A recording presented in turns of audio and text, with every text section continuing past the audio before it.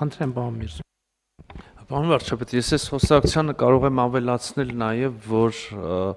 հայկական գյուղատնտեսական ապրանքների ընդհանուր առմամբ, բայց մասնավորապես մրգերի, բանջարեղենի, հատապտուղների եւ նաև ծաղիկների համար այս նոր շուկաների փնտրտուքը իսկապես մեծ հետաքրքրություն է առաջացրել բազմաթիվ տեղերում, կարող եմ Եվրոպական միության շուկան նշել, կարող եմ Կենտրոնական Ասիան նշել եւ արաբական երկրներ, ասենք օրինակ Իրաքը եւ նաեւ անմիջական հարևանները, Թուրքիան օրինակ նաեւ իր ողջ այդ բաներով գործող սահմանափակումներով հանդերձ որոշ դեպքերում, ինչպես պարոն Պապյանը նշեց, արդեն այսպես փորձնական եւ գուցե նաեւ հետագայի պոտենցիալով առաքումներ արվում են, արտանում արվում է, որոշ դեպքերում առաջիկա օրերին շաբաթներին կտեսնենք, չեմ կարող թաքցնել եւ իմաստել չունի առանձին ուղղություններով, քանի որ նոր են այդ շուկաները եւ կոնտակտները, լոգիստիկ խնդիրներ են առաջանում, բայց այդ ամբողջը նայում ենք, կառավարում ենք, փորձում ենք օգնել նաեւ բիզնեսներին եւ բիզնեսների ծանոթացնել։ Ես էլ եմ կարծում, որ այս բանով մարտահրավերով հանդերձ, որը կարծես թե լուրջ ճգնաժամի չվերածվեց, արդեն թվերներ են այդ մասին վկայում, մեր համար շատ մեծ հնարավորություններ ստեղծեցին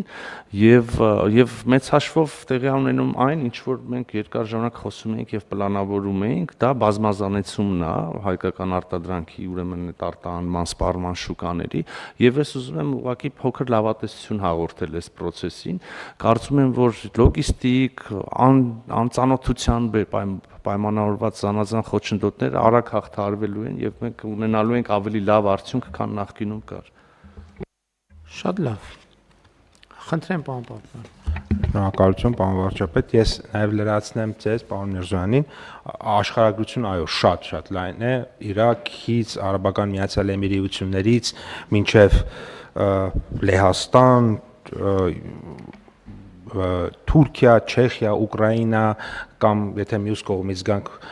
միջինասիական երկրներից մինչև արևմտյան երկրներ, այսինքն բավականին լայն մի քանի տասնյակ երկրի մասին է, ես հիմա չեմ էլ կարող դա թվարկել, որովհետև շատ լայն է աշխարհագրությունը եւ նաեւ այո, եւ պետք է